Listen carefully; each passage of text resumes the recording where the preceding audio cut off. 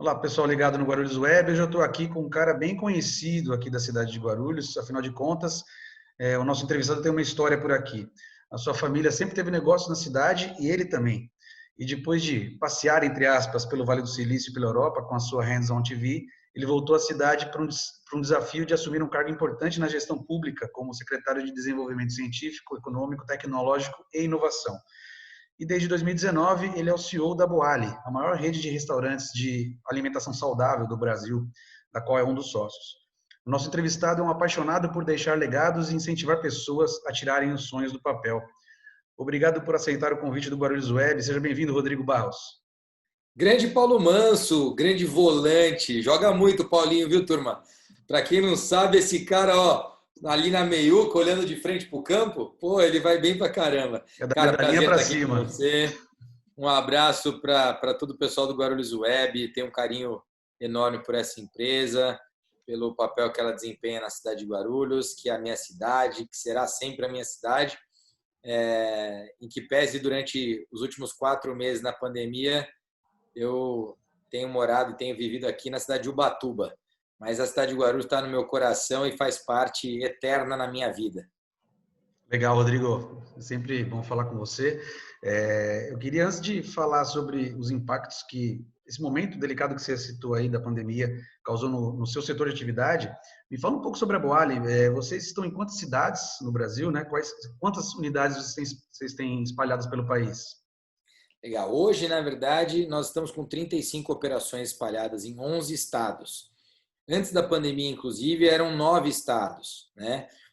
Aliás, eram 8 estados, só que aí antes da pandemia a gente fechou um franqueado, né, para uma abertura importante em BH, lá em Minas Gerais. Então, esse foi o 9º estado. São 6 aberturas previstas para esse ano e a primeira acontece agora no início de setembro, lá no Shopping Savassi. Mas daí, durante a pandemia, a gente também acelerou o que a gente chama de modelo de Dark Kitchen. Depois eu acho que eu vou explicar mais para a turma aqui o que é isso. E aí a gente abriu em Balneário Camboriú, né? Então Santa Catarina, e abrimos também em Londrina, Paraná. Né? Então hoje a gente tem a presença em 11 estados, com 35 operações implantadas. Bacana. Diante dessa pandemia, o que mudou o rumo do planeta inteiro, né? Como é que você pode definir o momento da Boali, já que a alimentação fora do lar foi diretamente afetada? Paulo, primeiro assim, acho que é muito importante entender como é que a Boali reagiu a essa pandemia, né? Quais foram, então, as nossas iniciativas, as nossas ações, e aí talvez mais do que reagir, como agimos, né, nesse processo. Então, dia 11 de março, né, eu lembro bem quando o presidente americano anunciou o fechamento para a Europa. Né? E quando isso aconteceu, naquele mesmo dia, eu disse, vamos criar uma célula de crise para atender a pandemia. Porque, se não me engano, era uma terça ou quarta-feira, tá? E eu tinha muito claro para mim o seguinte, isso vai chegar muito forte para a gente, muito em breve. E, cara, assim, foram 5 dias depois, né? Foi quando tudo começou a se desenrolar e talvez ali 2 semanas depois estava todo mundo mandando fechar tudo.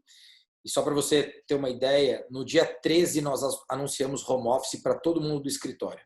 Então, todo o escritório da Boali, no dia 13, eles já sabiam que todo mundo ia para home office. Né? Então, ninguém mais veio trabalhar no escritório na segunda-feira, se não me engano, dia 16. Tá? Nos pontos de venda, que é o que a gente chama de PDV, né, a gente começou a sentir queda de faturamento no dia 14. Então, no dia 14, já teve uma queda, porque não sei se você lembra disso, no dia 13, na sexta-feira, o burburinho aumentou. Então, no dia 14, teve gente que ia para o shopping que deixou de ir. Então, e aí, quando deixa de ir, a gente já cai almoço no dia 14. Isso já ficou perceptível no dia 14. Mas a hora que a queda começa a acontecer mesmo de uma forma mais importante, a partir do dia 18, 19. E aí a gente começa a ter queda, e aí vai até o final de março com queda. O que acontece em abril é que a gente praticamente fecha, né, 100%, 95% das operações. A gente fecha, a gente quer que você está lá operando e tal, você fecha e não fatura nada no mês de abril. O que acontece? No dia 30 de março, como a gente tinha criado uma célula de crise já no dia 11, e a gente veio trabalhando isso com direcionamento, o que a gente fez lá? Qual foi a decisão que eu tomei como presidente da empresa? Falei, galera, é o seguinte, tudo que a gente tem dentro do nosso roadmap, que é o nosso plano de trabalho, de agora até 31 de dezembro de 2020, nós vamos olhar para isso e vamos fazer o seguinte, o que disso eu vou fazer nos próximos 90 dias? E o que talvez eu faria nos próximos 90 dias, que não faz mais nenhum sentido fazer, eu vou deixar para depois. E aí eu vou focar todos os meus recursos deste momento para atender a um plano de ação de 90 dias. Quando a gente fez isso, eu fiz um teste que a gente chama de teste de resistência com toda a nossa rede. E esse teste de resistência ele foi para duas coisas. Uma, nesse teste, a gente projetou o que a gente chama de DRE, que é um demonstrativo de resultados, uma DRE de março de 2020 até dezembro de 2020. E lá a gente fez um seguinte exercício, Paulo. Ficar fechado em abril e reabrir em maio, e aí a partir de maio, 30% de faturamento, junho, 40%, julho, 50%, e aí subiria. Segundo teste, fechar abril, maio e junho, e reabrir em julho, com 30% de faturamento, depois agosto, 40%, depois 50%, depois 60% e 70%, estabilizaria em 70%, a gente não subiria até dezembro. Quando a gente faz esse teste, uma coisa fica clara. Não importa se eu vou ficar fechado abril ou de abril a julho, se eu resistir a abril, eu resisto até julho. Entendeu? Muita gente que não fez essa conta e achou que, puxa, se eu ficar fechado mais 2 meses eu vou quebrar, pode ter achado errado. Porque o grande problema está no fluxo de caixa. E quando a gente percebe que na DRE o meu problema maior é relacionado a próprio março e o meu fluxo de caixa fica comprometido em abril, mas se eu continuo fechado maio e junho, o meu fluxo de caixa não tem um impacto tão grande negativamente. Então, eu ia ter um prejuízo X, tá? Não vou falar em números aqui, mas eu ia ter um prejuízo X em uma loja fechada em abril. Esse X em maio e esse X em junho não passava de 25%. Ou seja, era muito baixo. Eu ficar fechado em abril, eu ia ter X de prejuízo. Maio e junho juntos representavam no máximo 50% do que abril já tinha representado. Então, se eu segurei abril, eu seguro até julho.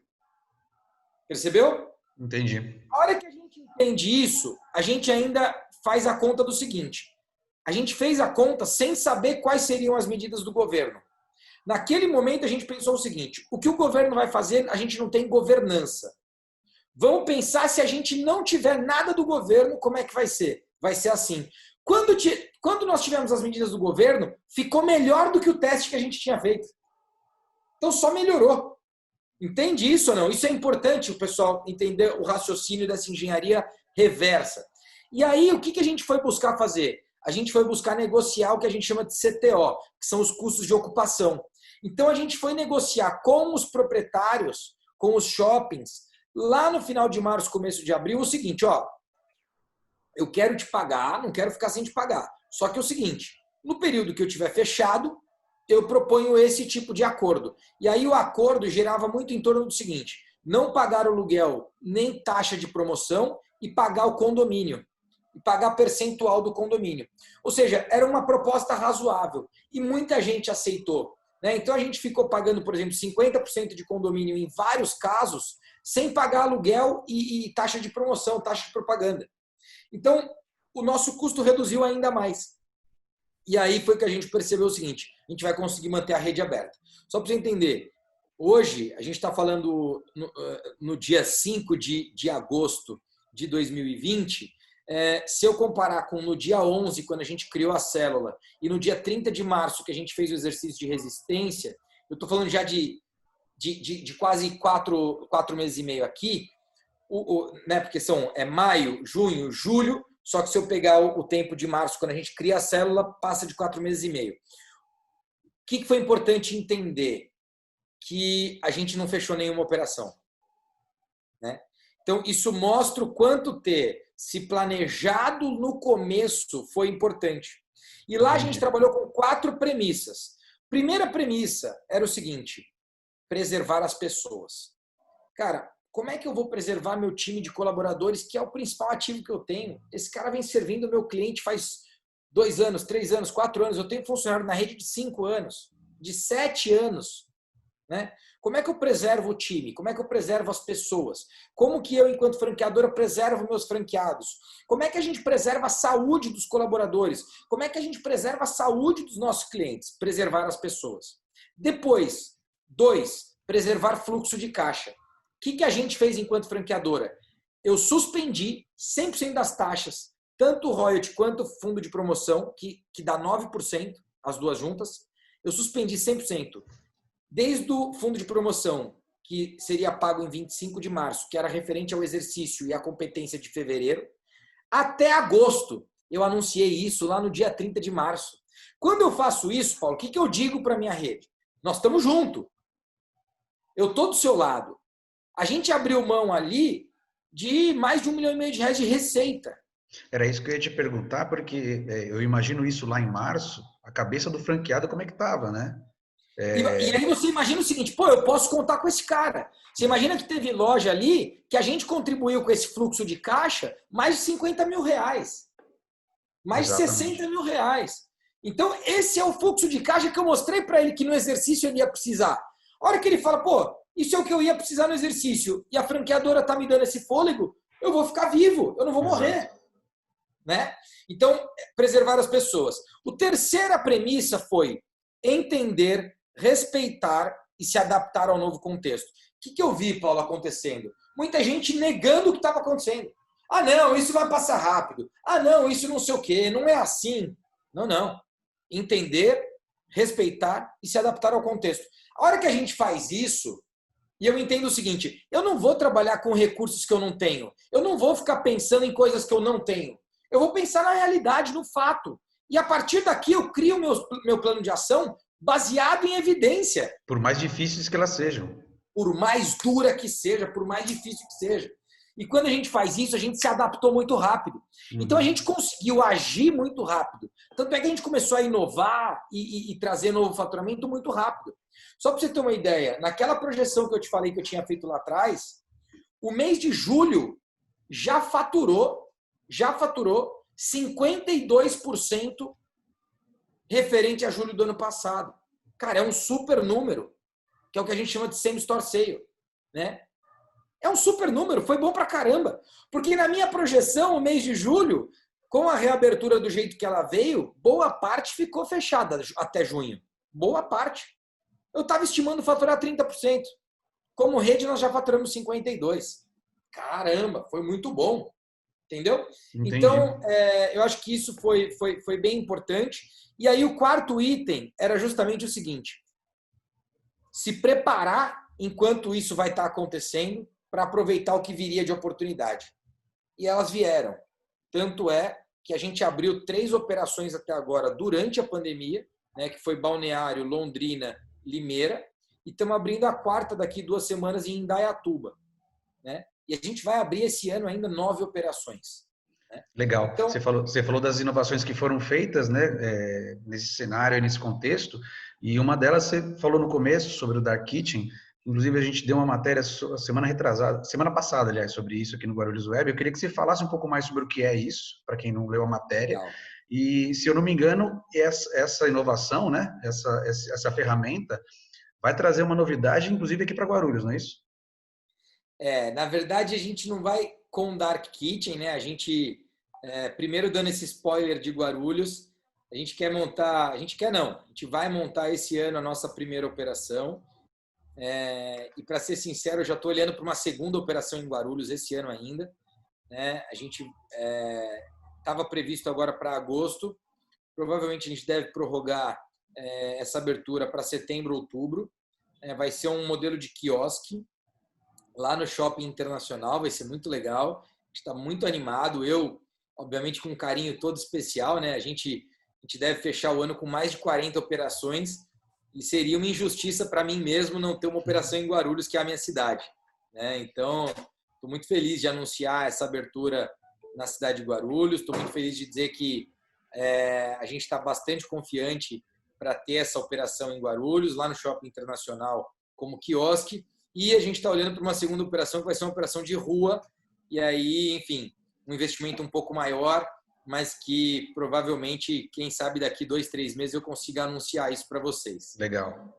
Voltando para o conceito de Dark Kitchen, primeiro que é um modelo que a gente inaugurou a primeira operação lá na Consolação em 2017. De lá para cá, a gente vem estudando muito esse tema, vem aprendendo com essa operação. Montamos a segunda operação em Brasília no ano passado, 2019, em junho do ano passado. E esse é um conceito que se difundiu, na verdade, espalhou pelo mundo, né, no ano passado. Ele começou a ser estudado lá atrás, que é o que a gente chama de cozinhas fantasmas, né, que é uma cozinha que trabalha sem o público ter acesso. Nem acesso físico e nem acesso visual, né? E aí, o que começou a acontecer? A gente percebeu na pandemia que essas duas operações elas poderiam ser modelo para que a gente fizesse uma expansão nesse momento. E foi aí que a gente expandiu para Londrina, para Balneário Camboriú, para Limeira, e a gente está fazendo a expansão de Indaiatuba nesse modelo. Aqui a gente tem 2 objetivos. O primeiro é entrar em uma praça que a gente ainda não estava.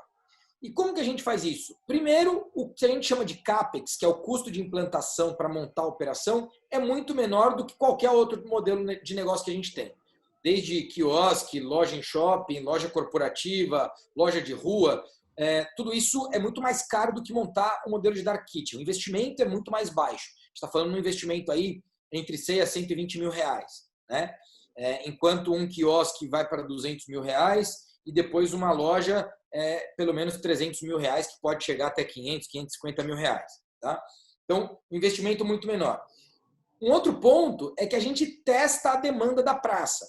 Obviamente, a gente tem um banco de dados para tomar essa decisão. Essa decisão ela não é tomada, acho que eu vou para lá. A gente olha para a renda per capita, a gente olha para o poder de compra, a gente olha para o volume de restaurantes, a gente olha para a oferta, a gente tem o nosso parceiro que é o iFood, que tem um entendimento de demanda da região, né? E tudo isso é um estudo que a gente faz e aí a gente geolocaliza onde está a oportunidade e aí a gente abre, né? Então, pensando isso, a gente fez essa expansão e aí levamos para essas praças. Qual é o próximo passo? Uma vez que chegou na praça e deu certo, aí a gente pode, eventualmente, daqui 1 ano, ou 6 meses, ou 2 anos, avançar com essa operação para uma operação física, em outro modelo de negócio, como eu disse, seja ele quiosque, operação corporativa, loja de rua, ou até shopping. Tá bom? Então, é importante entender um pouco da visão que tem nisso. A gente tem, por exemplo, um pipeline para expansão, que no ano que vem a gente deve chegar a 80 operações abertas. Dessas 80, 12 devem ser dark kitchens. Dessas 12, 3 ou 4 que são hoje dark kitchens, possivelmente não serão mais até lá. Entendeu? Ou seja, ela é uma estratégia de entrada numa nova praça, mas dependendo da praça, ela deixa de ser dark kitchen e passa a ser uma loja. E ela pode funcionar como um modelo de entrada também do ponto de vista do franqueado. Ele quer, por exemplo, ele quer entrar com uma loja de rua, por exemplo, ou uma loja corporativa, num prédio corporativo, mas o investimento é muito maior. É um modelo de entrada também do ponto de vista do franqueado? Isso é importante, tua pergunta. Aliás, parabéns pela sacada que você teve na pergunta. O que é importante aqui? Se o franqueado não tiver capacidade financeira de fazer um avanço desse investimento para uma loja física, dificilmente ele vai ser um franqueado de uma dark kitchen. Por quê? Primeiro, porque eu não vou mais testar isso em capitais. Então, a gente já testou São Paulo e Brasília. Daqui para frente, a gente não testa mais capital com dark kitchen. A gente só abre loja física em capital. Tá? Por quê? Porque o modelo de venda delivery hoje aumentou muito a proporcionalidade entre delivery e balcão. O que lá atrás o delivery era 3%, 4%, 5%, em janeiro desse ano era 20% e agora é 70%. né? Claro que esse número vai baixar daqui 6 meses, daqui 1 ano, mas esse número vai ser de 20% a 30%, eventualmente até um pouquinho mais, dependendo da região. Por que eu te falo isso? Porque aí, quando eu coloco uma dark kitchen numa capital, eu tiro venda daquela loja física. E aí isso é um problema. Por isso que, se for para eu entrar com uma dark kitchen na cidade, e essa cidade tiver capacidade de ter uma loja física depois, eu já quero que esse franqueado tenha capacidade de ter a loja física. Então, ele pode optar por fazer um investimento menor agora para entrar, mas ele precisa ter capacidade financeira de fazer um investimento para uma loja. Entendi. Você citou aí o delivery, né, que aumentou consideravelmente, né, obviamente, diante dessa situação. Vocês têm parceria com alguma empresa específica? iFood. Ah, legal. E como funciona A essa gente tem uma parceria? exclusividade com o iFood em termos de plataformas de terceiros.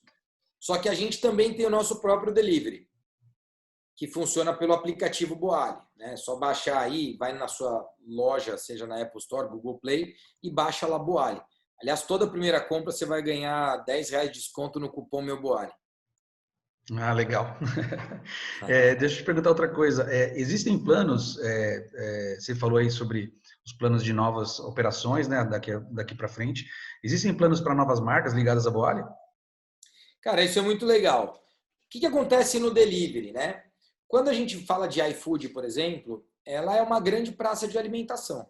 Mas diferente de uma praça de alimentação de shopping, que você chega lá, você tem 10, 20, 30 opções no máximo, o iFood você tem mais de 1.000. A gente está posicionado em algumas categorias. E na categoria de saudável, a gente geralmente vai ser quem mais tem visibilidade, né? Até pela capilaridade que a gente tem. A gente hoje é a principal rede de alimentação saudável do Brasil. O que a gente fez? Eu acredito, e aí quem tem restaurante e estiver assistindo, acho que vale um toque aqui, Paulinho. Eu acredito o seguinte, você vai vender mais quanto mais nichado você for. Quem quiser atender qualquer demanda deve perder venda nesse momento. Ou seja, o cliente precisa identificar qual é o problema que você resolve para ele. Se você for pegar, por exemplo, comida japonesa. Você antes tinha comida japonesa como um todo. Hoje você tem a comida japonesa como um todo, mas aí você tem o cara que trabalha só com kone, você tem outro que trabalha só com nigiri, você tem outro que trabalha só com... Você entendeu? Então, isso você acha que isso você acha que é um problema desse momento? Mas vai seguir. Uhum. Vai seguir. Quanto mais especialista a sua marca for no segmento, mais sucesso ela tende a ter. Entendi. Né? E aí o que acontece? A gente criou 2 marcas agora. O Vegan Lovers, que é para atender a demanda vegana. E aí o Vegan Lovers já nasce como a principal rede vegana do Brasil. A gente nasce com 35 operações. Como é que funciona isso? Você, cliente, se for numa loja física, não vai ver o Vegan Lovers. Você não tem visibilidade do Vegan Lovers. Mas pela loja de delivery, aí você tem. E aí você tem um menu vegano para poder escolher. O que eu estou fazendo aqui? Além de aparecer no saudável como um todo, se você for vegano, Paulo, e procurar lá para a rede vegana, você vai encontrar o Vegan Lovers. Enquanto no caso da Boali, dificilmente você encontraria. Tá? Então, eu estou atendendo esse nicho. Outro nicho que a gente vai atender. Hoje, com o Boali, a gente tem um problema, que é a venda muito concentrada no almoço. 65% da venda hoje está no almoço. E 35% vai estar no jantar. De manhã e à tarde, dificilmente eu faço venda. Qual é a ideia aqui?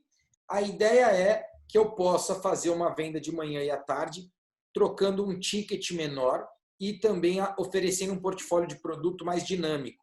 O que é isso? Sandureba. O Sandureba vai ser uma rede de sanduíche natural. Então, o sanduíche... o Sandureba é o sanduíche natureba, né, que a gente brinca. O que acontece? Ele vai ter um ticket médio de R$22 a R$25. Enquanto a Boali, que tinha o ticket médio antes da pandemia de 47 no iFood, está com o ticket hoje de 52 indo para 53. O que eu quero é ter um ticket médio menor para poder cumprir mais esse nosso propósito de universalizar o acesso à alimentação saudável, né? Então, se você quiser comer um lanche de manhã e quiser uma opção saudável, o Sandureba vai estar lá para você comer um sanduíche por R$19. né? Coisa que você não vai encontrar na Boali. Né? Comer um sanduíche talvez por 15 reais, por 16 reais. Né? E aí mais o suco, tal, esse número vai para 22, para 25, entendeu? E você ocupa essa lacuna que não tem hoje, né? Exatamente. Que é amanhã e à tarde. Exatamente. Eu vou ocupar essa lacuna, vou atender. E aí eu atendo tanto o cliente Boali que não come nessas duas lacunas, ou eu atendo aquele cliente que ainda não come com a Boali. Sim. Entendeu? Sim. Então eu aumento também a minha capacidade de oferta. Entendi. Bom, legal, Rodrigo. A gente está chegando aqui no final. Tem alguma coisa que eu não perguntei que você considera importante citar agora? Fica à vontade. Imagina. Cara, primeiro eu quero te agradecer pelo carinho. Dizer para você o seguinte, eu acredito que o momento que a gente viveu, ele serviu, em primeiro lugar, para testar a resiliência dos empreendedores, né, para testar a resiliência das empresas. Ele serviu para poder fazer com que as empresas pudessem acelerar as inovações, né?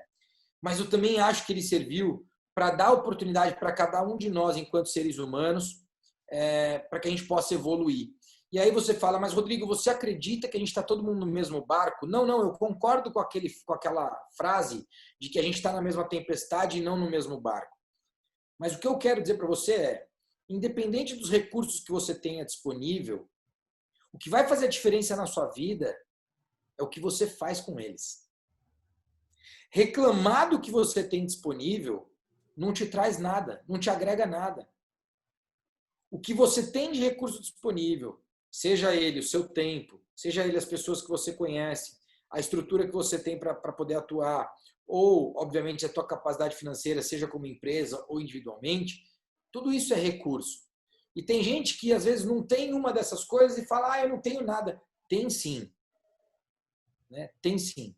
Se você entender quais são esses recursos, entender como é que com esses recursos você vai para frente e coloca energia para ir para frente, você vai conseguir. Eu acho que isso ficou muito claro agora para a gente. O que você faz com os recursos que você tem disponível, tem muita empresa aí fora com muito mais recursos do que a gente, que talvez não tenha tido a mesma velocidade que a gente teve, que talvez não tenha tido a mesma serenidade e a mesma maturidade de atuação, que talvez não tenha colocado a mesma energia em um plano de ação e que está sofrendo muito mais. Só para você ter uma ideia, Paulo, no food service, que é o nosso segmento, vai fechar de 250 a 300 mil operações. De 250 a 300 mil operações. A gente está falando de uma queda de 32% do mercado esse ano. A Boali vai crescer 50%. Por quê? Tem a ver com o segmento que a gente atua? Tem a ver. A alimentação saudável é algo que está crescendo. Mas mais do que isso, tem a ver com a energia que a gente colocou para fazer o que precisava ser feito. Eu acho que isso foi fundamental. Então, se esse momento está ensinando muitas coisas para a gente, não é uma só, uma delas é essa, que você entenda quais os recursos que você tem, coloque energia para poder avançar, para poder caminhar e protagonizar aquilo que você quer para você e para a tua vida. Eu estou, como eu disse, aqui na cidade de Ubatuba, estou com os meus pais aqui, a minha esposa e o meu filho, tenho trabalhado daqui, o meu dia a dia está aqui, estou buscando focar na minha saúde, na saúde das pessoas queridas aqui para mim, da minha família, mas também tenho que dizer para você que assim tenho rendido muito aqui, porque eu tenho conseguido colocar muita energia para estudar, para ler, para me atualizar. Eu sou um cara que eu consumo muito pouco notícia negativa. Então, assim, tem gente que passa o dia inteiro consumindo notícia negativa para saber o que aconteceu. Cara, se você fizer isso, talvez a cada 2 dias você vai se atualizar e está tudo bem. Se atualiza sobre o teu mercado, se atualiza sobre o que está acontecendo, entenda quais são as oportunidades. Você vai gastar a mesma energia ao mesmo tempo. Lê um livro, Lê um livro, lê coisas bacanas, Tá tanta coisa aí para você consumir de bom e você fica gastando energia em coisa ruim o dia inteiro, todo dia. Eu não passo, Paulinho, eu não leio notícia de jornal tradicional aí para ter matéria ruim quando eu acordo. Tem um monte de gente que faz isso. Eu não faço isso. Eu não me atualizo sobre isso. Eu vou me atualizar sobre isso do meio do dia para frente. As primeiras 2 horas do meu dia é para eu me atualizar sobre coisa boa. É para eu colocar coisa boa para dentro. É a mesma coisa que eu comer coisa saudável. Eu coloco informação boa para dentro para poder me inspirar para ter um dia legal. Se eu ficar colocando informação ruim para dentro, cara, eu vou agir de forma negativa. Né? Então, assim, eu queria deixar essa mensagem, porque eu vejo uma galera se atualizando o tempo todo, a cada 30, 40 minutos. O que isso muda a tua vida? Aliás, muda sim para pior. Né? Você vai tomar piores decisões. Então, assim, não precisa disso. Eu vou ser sincero para você. Eu, durante um tempo, me atualizei diariamente sobre os números do Covid. Hoje não faço mais isso. Hoje eu faço isso a cada 2, 3 dias. Por quê? Porque, cara, eu preciso me atualizar de informação boa para estar bem para tomar as melhores decisões.